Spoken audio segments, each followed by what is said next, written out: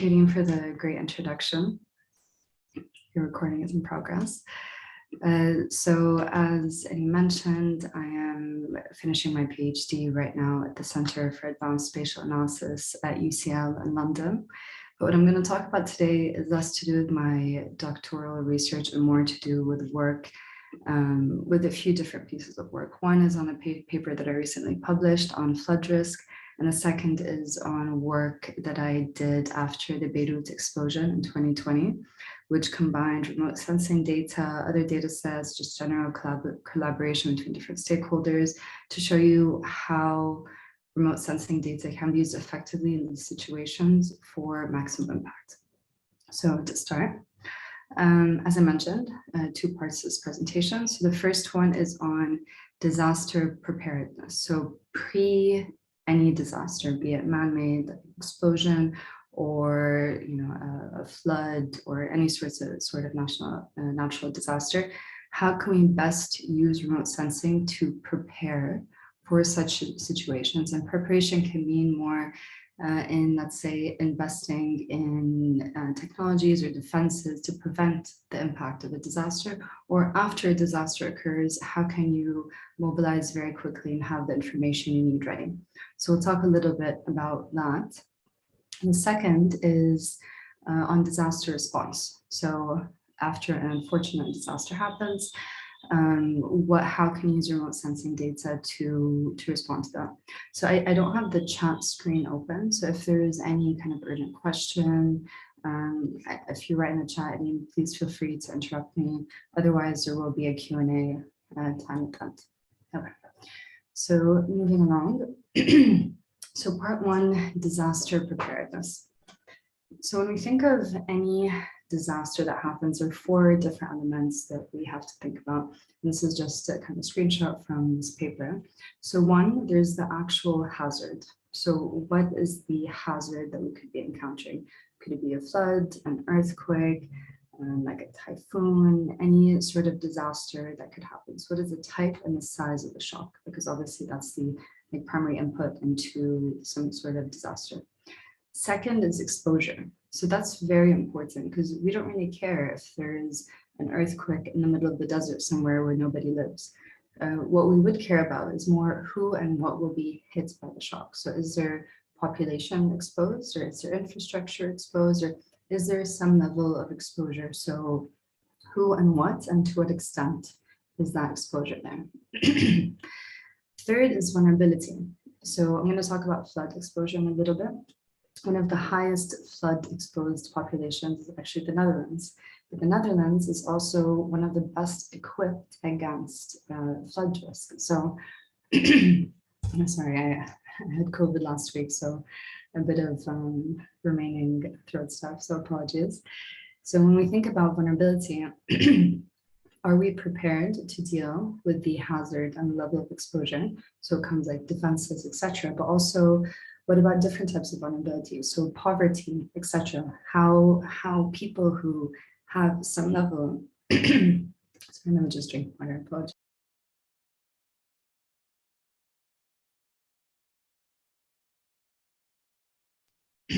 Okay, so when we think about vulnerability, if people have something that prevents them from rapidly kind of getting back on their feet, it means they're more vulnerable and they're more likely to experience higher levels of damage to the same hazard and to the same level of exposure. And then finally, resiliency. So how quickly can you recover? So that's a government response, international community response, etc.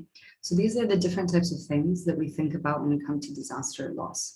So the paper that I want to talk about today, the first one is about hazards and exposure and vulnerability. So those first three buckets. It's a paper that actually just got published a few weeks ago. So the time of this presentation is very timely, but it's work that I've been working on for quite a while. And this is part of the work that you mentioned when I was at the World Bank. So I did a research project there.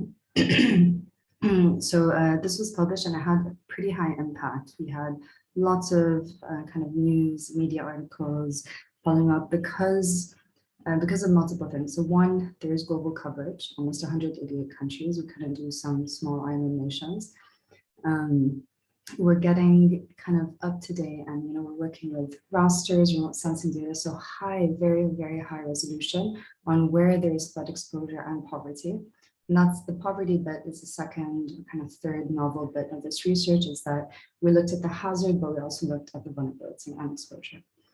So how did we do this? And I'm happy to go into this in more detail later, but I just kind of wanted to give you a quick overview of kind of the research. So one, we took flood hazard maps. So in flooding, there's fluvial, pluvial, and coastal floods. So there are different types of floods. Coastal's self-explanatory, but fluvial and pluvial have to do with when like a river overflows or when the saturation level of the ground, it's saturated. So if there's rain and the ground can no longer absorb water, then it overflows. So we tend to see that, for example, in the Gulf, that we don't have rivers that overflow, but we do when there's a lot of rain. The ground can't consume anymore, so there's a bit of an overflow. So one kind of bit of novelty of this research is we combined all these different types of flood together, and at 90-meter resolution. So we used a few different data sets, and I'll go into the methods a bit later, but one of the novelties is we put all of these together and take the maximum level of flood, because a single geographic point could be exposed to different ones, and we're trying to figure out the maximum possible risk for people. So that's one. Second is gridded population density map. And I cannot underscore how much value I think exists in the world of kind of gridded population and kind of building footprints and where people live. And there's many, many data sets and fantastic projects out there. There's a World Pop Team, the Global Human Settlement Layer. Facebook now has their high resolution population data set. And people are increasingly seeing the value of knowing where people live at a very granular level. And this is just an example of once we have this data available, how we can use it for something like flood exposure, but you can also use it in many, many other situations. And I'll talk about that later. So this was a simple input, also gridded population, similar spatial resolution. And then finally, what also augmented the work is that we used poverty data from the World Bank. And this is not a remote sensing data set. This is just a kind of survey data from the World Bank. It is pretty granular, so admin 3. You can kind of see here that it's not just at the country level, so sub-country and even below that. So it's pretty granular, which is very valuable. And I know we all appreciate remote sensing data, but when there's something that cannot be acquired through remote sensing data, if we can get at the highest spatial resolution possible, that also increases the potential of impact. So in brief, how did we combine this all? I put the detailed methodology in the appendix, but I'm happy to go through it later. And also all of this is kind of fully open, so the code, etc., is available on GitHub. So if anyone wants to go through just different Python files on how we actually kind of did this research. So methodologically, it's not super, I'd say, complex. It's not, it doesn't even use machine learning or anything of that sort, but it does kind of show you how much valuable insight can be derived from kind of the simple act of combining different data sets and processing them in an intelligent way to get useful output. So first we had the population density map, and then the merged flood maps, and then to make it a bit more useful, we categorized it into no risk, low risk, moderate, high, etc.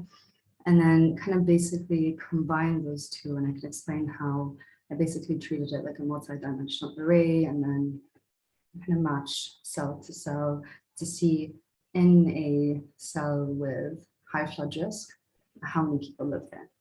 In a cell with medium flood risk, how many people live there.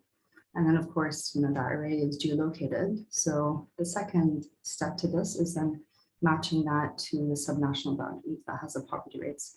We have this like raster of the world, and we have a number of people living in each and every geographic cell and how much flood risk they're exposed to. But then when it comes to actually operationalizing a lot of work, it does still happen at the country level or sub-country level. I don't think many international organizations yet function at the kind of cell level. So although we have very high resolution kind of results available, and that is available as well publicly, So to make it more useful for the end user, quote unquote, we did end up kind of aggregating it to the admin 3 level. So here is an example of how it looked like. So on the left, you see this is Vietnam and kind of different subregions in Vietnam. And the more, the deeper the red, the kind of darker the color is, the more people are exposed to flood-risk there. So that kind of from a high level is very valuable to agencies like the World Bank, etc. So where should we be investing our budget when it comes to population exposed to flood-risk? But then what I think is super valuable is that we have the data to zoom in further. So here's just an example of, you can actually zoom into this highly exposed flood region and then see exactly where do people live. We're not just investing in the city, but within the city, where are the most flood exposed regions? And it's not always obvious. Like obviously, coastal areas are valuable, next to rivers are valuable, but there's also topographical factors. There's lots of different things that can kind of impact where population exposed to flood risk live. So such information is extremely important when it comes to preparing for disaster, knowing where people live. The overall output here, just kind of a few snapshots of the output, but a lot more is available in the paper. So first, in terms of population exposed to flood risk, here's just kind of one global map of where the places are. You'll see quite a lot, China and the Pacific. In the Middle East, Egypt has quite a lot of flood exposure. You kind of can see Netherlands at the top, and a bit of Latin America. So that was a huge finding of the report, is one, where people live, and also the extent of how many people in fact are directly exposed to flood risk. And that this 1.81 billion is the headline metric you'll see in a lot of news articles, because it's a staggering figure that 23% of the world population is directly exposed to high flood risk. And that's more valuable than saying 50% of landmass, because what we care again is exposure and hazard. And then an unfortunate but not surprising kind of the second finding is that the vast majority of these people live in low and middle income countries. And you can see that in the bottom graph, which is low income, low middle income, upper middle income, higher income. So lots of people live in kind of low and middle income countries, which means probably vulnerability is higher and ability to bounce back is less than other areas. So that takes us to the second point. So it matters kind of, I'll just quickly show the previous slide. This is overall population exposed, but let's think about vulnerability. So if we add poverty. So here when we get to the poverty statistics, the picture is very different. Surprisingly, if we look at absolute poverty, so under $1.90 per day, most poor flood exposed people live in Central Africa, not in a lot of the areas near China and the Pacific. This was a very surprising finding, because these are the most vulnerable people. But when we look at different poverty thresholds, so here's $3.2 a day, and then here's $5.5 a day. The $5.5 is still considered poverty, but not as extreme as the 1.9. So here we see the picture is a bit more familiar to the one we saw before. Africa is still highlighted, and we wouldn't really think of Africa necessarily as one of the most flood exposed regions in the world. Then we also see Egypt, we see kind of under the Himalayas, and again, a bit of the Pacific. So I'm not going to go into this in too much more detail, but happy to discuss later. Here's just some like articles and links, and if you want the code repository, the link is there as well, and that has all the different scripts that we worked with. I'm just going to check the chat before I move on to part 2. Okay. Why isn't the Arabian Peninsula as prone to floods as other areas? It's a good question. I'm not sure. I can look into it. Probably because we don't have a lot of other sources of flood. Like we have coastal flood, but if you notice here, many of the sources of flood, if I go back here, are not actually coastal driven. They're more because of rivers and kind of overflowing. So areas that have a high amount of rain, so pluvial or fluvial floods, which is not something we are exposed to as much in terms of kind of centimeters of water per year. but that's something we can look into. And it's also not surprising if we don't hear stories. Like there's the occasional, headline figure of a big flood that's happening, and partially could be because of seaward clouds.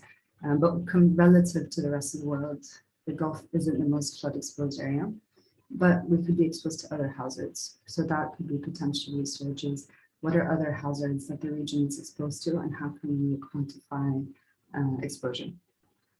Okay. So that is on before a disaster happens. It's very important to be prepared. But then once a disaster actually happens, how can we use remote sensing data to respond? Okay. So these are some images of the very unfortunate Beirut 2020 explosion. So I happened to actually be in Beirut at the time, so kind of saw it firsthand and then was around in the days after. So quite a bit of the response effort that's happening. I can talk a bit more about the response effort later. But just to stick to the focus of remote sensing and how we can use that for disaster recovery. So here's a very basic, non-data-driven map. And this was kind of published, I think this was on unvolunteers.org. They basically put the point of the blast site and then created kind of like a perfect circle going outwards and saying probably it's going to be high damage here and moderate damage there. And that's just kind of a basic circle, and the closer you are, the higher exposed. Intuitively, that makes sense. But as we all know, that's not exactly how disasters work. There's different levels, like Beirut's not a flat city, so there's topography, and in fact, kind of very close to that neighborhood is a hill. So the blast won't kind of be affected, the radius, the explosion, kind of shock waves won't come out in that way. There are many, many different aspects to this. But what people thought initially, and actually ended up impacting work on the ground, is that radius. So here's a slightly zoomed in image. And I tried to show it, but it's not super clear, so I'm going to explain. At the top we have the port, and then initially what kind of the UN OSHA, the Red Cross, the different agencies did is they divided up the area right next to the blast. So kind of to the left of the river, there's a kind of a river that's in red.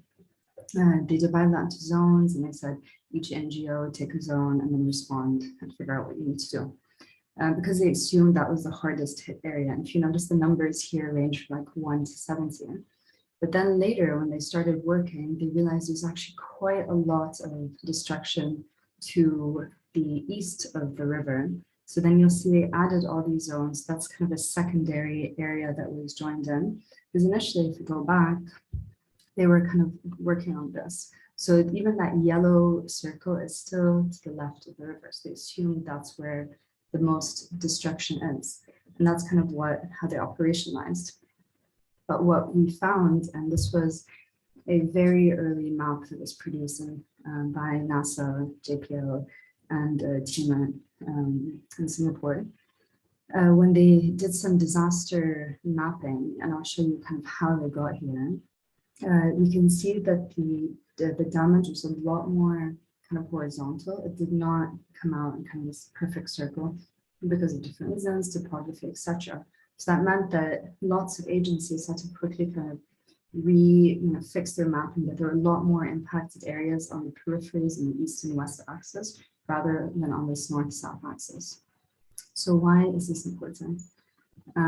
So just to show you why we were able to do that. That map was derived using SAR data, so synthetic aperture radar. What was pretty lucky is because SAR data, unlike optical imagery, we're not just like taking a picture of the Earth, at nadir or just a bit off nadir. There's usually two satellites that follow each other. One that's emitting radiation in some direction, and then there's another satellite that collects the backscatter. So the way it looks at Earth makes a difference. What's pretty lucky about this situation is that there were these satellites that were kind of crossing on the east-west axis. So one, that meant that we were able to capture quite a lot of information on damage. The second, it could bias results a little bit, and we'll get into ground truthing in a bit.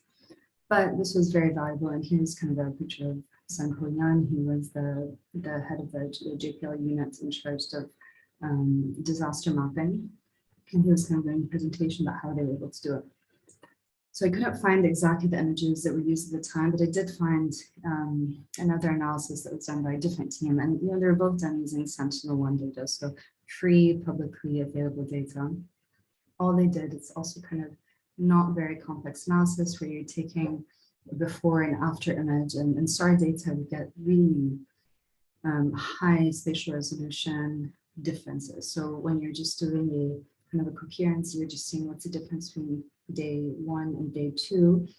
You can get very granular results. So here on the right, you can see the dark areas are where they were able to detect coherence between day 1 and day 2 using just simple change detection. And the value of this, when you superimpose that on just a normal optical image, you're able to see almost exactly where there is high level of damage, and that was able to help first responders to go out and kind of find people and quickly respond to the effort.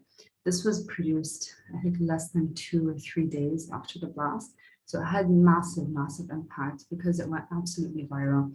Like BBC News, every news agency picks it up. So very quickly, the first responders were able to figure out, okay, we need to go focus here and here more than kind of the south area. And that's one point. But going back to our initial kind of framework, what about exposure? So we care about not only where there was damage, but how many people were impacted, or in this case, because we know a lot of people around, how many buildings were impacted. So the value here is that we have the remote sensing data, but we really need to find a way to superimpose it on building footprint data. And that's kind of a key point that I want to bring up here, is that generally, in my opinion, from most remote sensing data sets, the value we can derive from them can be highly kind of augmented. One, we combine it with other remote sensing data sets, or second, we combine it with different data sets altogether. So here, this building footprint information that you see is just from OpenStreetMap. And OpenStreetMap, I'm not sure if you all know, it's straight on the next slide. It's kind of a version of Google Maps, but it's completely public, fully editable. So this is just a screenshot of Beirut. What we could do is for Dubai. If I notice that my house isn't on the map, I can go just draw a building footprint, put information. We have building footprints. We also have points of interest data. There's quite a lot of information there, and that's almost completely done by volunteers around the world who just contribute to this data set. What this meant, if I just go back a slide, is that we were able to superimpose the damage map on buildings, kind of a rough estimate, but also methodologically, it's not super difficult, but highly valuable. So we can see almost building by building where we predict damage to be the highest. And this was a collaboration that we did at the time. When I say we, in this instance, I'm referring to OpenMap Lebanon, which is kind of a community I co-founded after the blast. And we're very much a community because we don't want to be structured as an NGO. We never registered, we were not funded, we're just volunteers working together, people with kind of different interests. So Sanko from NASA, he was a part of it. People on the ground were part of it. And here you can see some of our other collaborators from Rice University. They have a spatial studies lab. They were fantastic help. So they kind of built this web platform where we put all the information. I think it was just using ArcGIS online. You could kind of navigate through, click on a building, see the predicted level of damage, etc. To try to make the insights as usable as possible for people on the ground. Because really that's the whole point. It's not just we created this wonderful map and it's put out there, but how can we actually make sure it's being used to drive impact? So going back to OpenStreetMap. So thankfully, Beirut is pretty well mapped. So we had the building footprint data ready to go, and we had a lot of points of interest. So we could start asking how many schools were impacted, how many hospitals were impacted, etc. So that information was there. But then we also knew that there was a lot of damage outside the core of the city. So we ended up kind of collaborating with humanitarian OpenStreetMap. So HOT OSM for short. They're just also a group of volunteers globally, and I've actually participated in HOT OSM mapathons pre-Beirut. It's more about like different crises around the world. And so what we needed here is to understand how many, we didn't really have a good image of all the buildings that exist on the outskirts of Beirut once you get into the mountains, because a lot of those places were impacted because, again, the topography of the area. So we just kind of set up this call, and Hot took care of it. They set up on their website, you know, a mapping project, and then many would exist. You know, you could easily go in and contribute today if you wanted to. And then just within a couple of days, 54,000 buildings were mapped on the outskirts of Beirut. So we now have building footprints for all those different areas. So just Hot or OSM generally, works on two different things. So one, there are groups that sometimes do very advanced machine learning, etc. Like Microsoft recently did a kind of big push on building footprints globally to get building footprints and then upload them to Hot OSM or to OSM. But then a lot of it is done just by people. Because like we know, like even to train an algorithm to figure out building footprints, you do need training data. And where do you get training data? Often it's from OSM. So you at the end of the day need human input to create these data sets, either training or just otherwise. We should never underscore the value of actually having kind of mass people help produce these data sets, because that is what then drives the rest of our research. So anyway, happy to talk about that a bit more later. So we had those building footprints, so we could estimate exposure. And then also we needed ground truth when it comes to actual damage estimated, right? So now we know the damage, we know kind of the level of exposure, but how true is that? So like I said, let's say that the satellites that are over Beirut, they happen to go on an east-west axis. So is there any bias from kind of the angle of look? Are there other sources of bias? We don't know. And this was the most challenging part, to try to get some good ground truth data. First, one thing that we did, because there were tons of NGOs going literally apartment to apartment, trying to map out different level of damage, minor, major, severe, etc. And so part of the work that we did was to help consolidate it all in one big data set, which was public and people could contribute to, etc.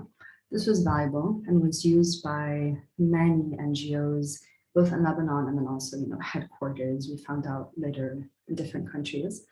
But what is minor to me and what is minor to you might be very different. So it's not really the best source of truth. So we kind of spoke to different organizations and we tried to find ideas on how can we actually get a source of truth that can be relatively non-biased. So what we did was launch a crowdsourced campaign using Mapillary. Mapillary is kind of like OpenStreetMap. I think it's kind of created by the same people. It's basically the same thing that you can contribute to a map, but it is very specific to images, both images, videos, 360 cameras, if you have one. So basically we did just like on social media, and we talked to some big social media accounts in Lebanon.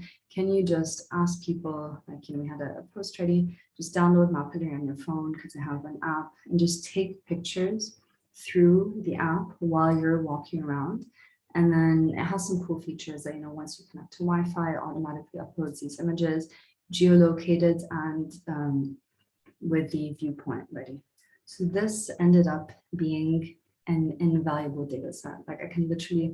I cannot underscore how valuable this was. First, we had thousands and thousands of images uploaded within days. It was literally the best source of ground truth available because, some we had before and after. We had this massive coverage within days of just random people either walking around uploading photos. We realized that someone had a 360 camera, I think some university, so they just stuck it on a car and they drove through, and so you can see these kind of like bead, that's either 360 camera or just someone kind of going in their car taking pictures.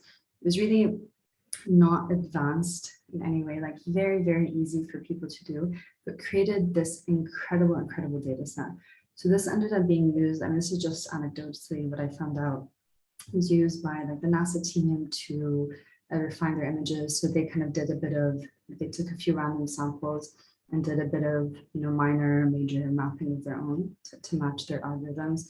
I know it was used by like the Red Cross. I was also on a call with like the Red Cross in Geneva, and turns out their team there have people just looking through these images and cross-referencing the reports on the ground. We met with the Lebanese army at some point. Turns out they were actually going on that Pidori too and checking the reports of their like engineers and soldiers to make sure it makes sense. Everyone ended up using this data set because it's literally just images and you can interpret it however you need it for your models, timestamped, geolocated, and absolutely viable. And that was just kind of a campaign.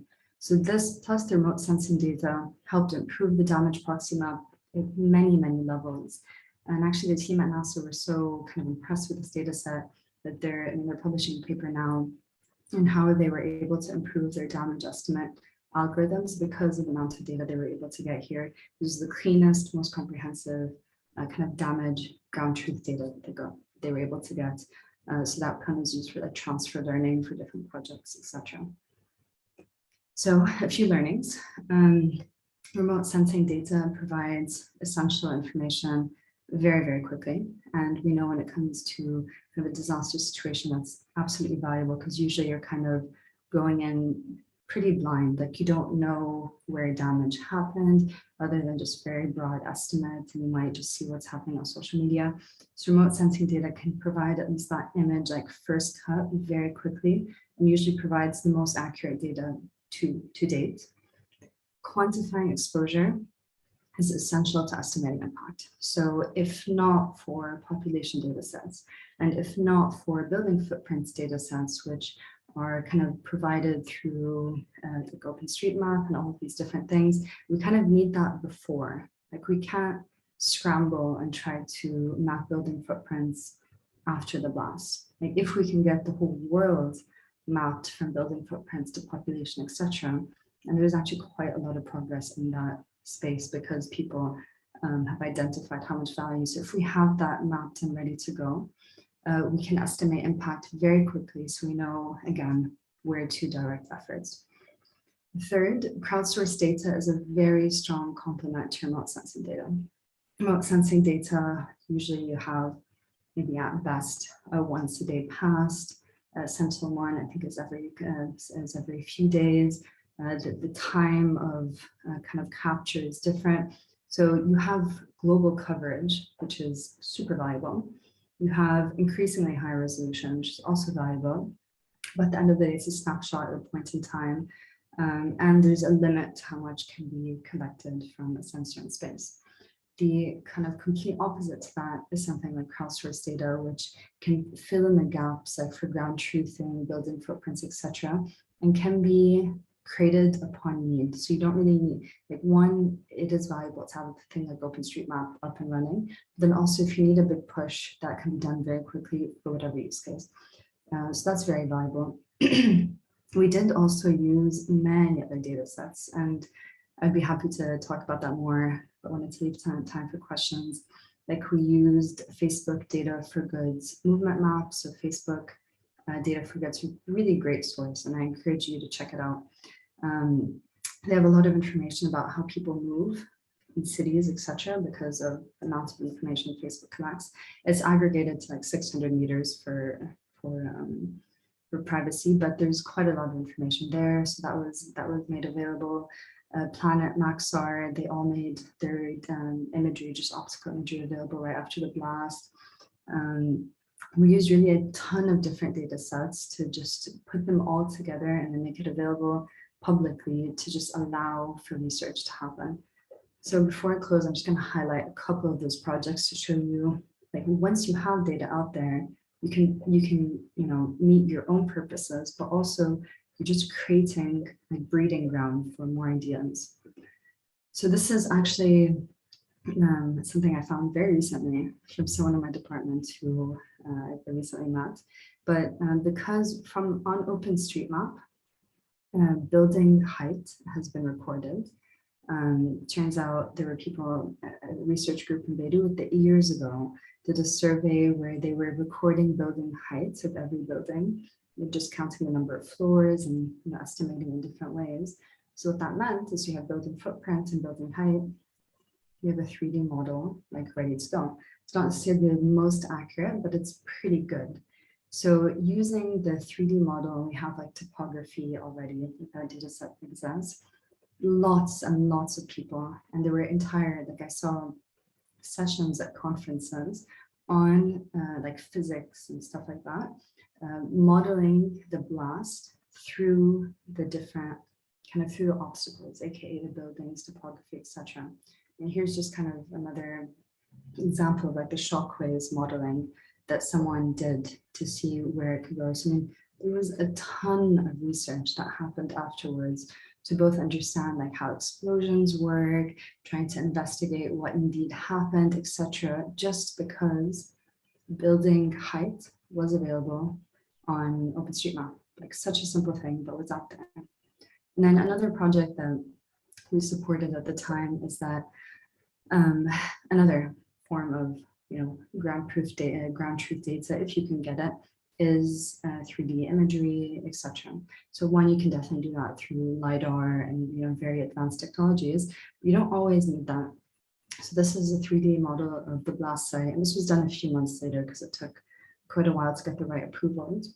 But all this was through very high resolution imagery, and it was just a fixed wing drone that went back and forth.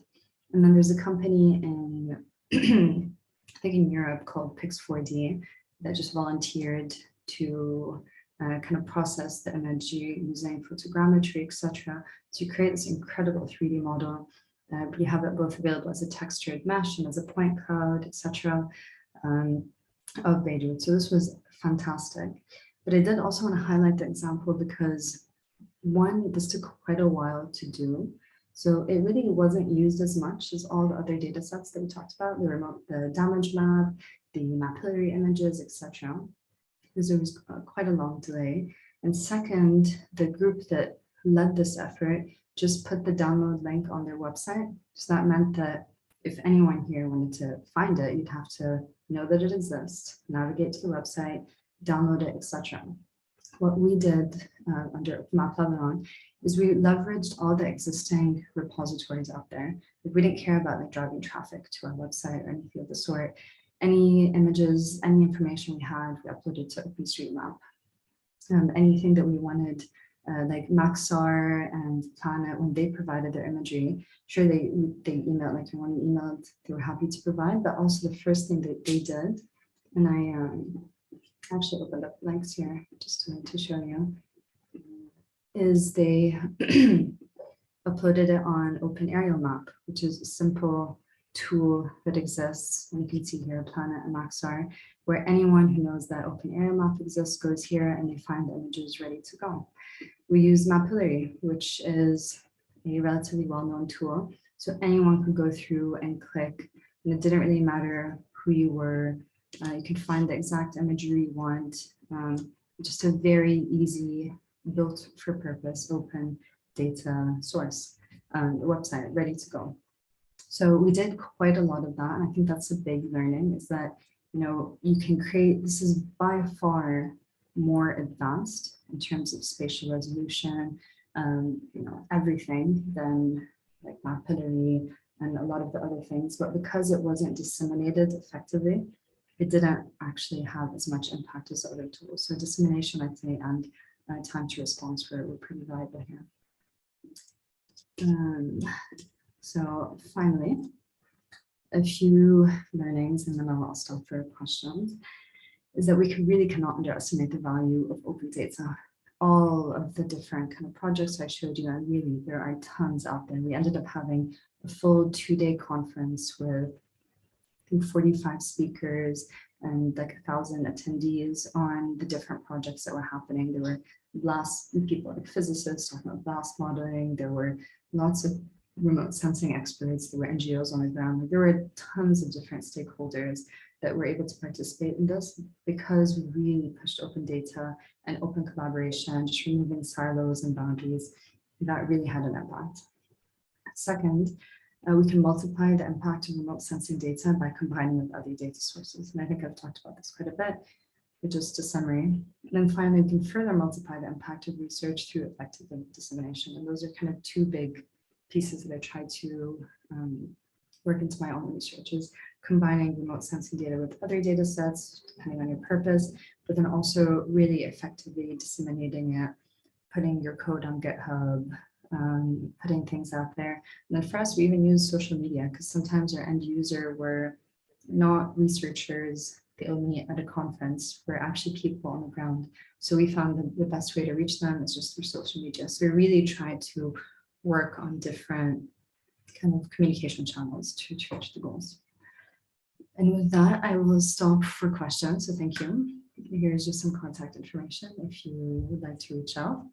And yeah, I'm very much looking forward to hearing your questions.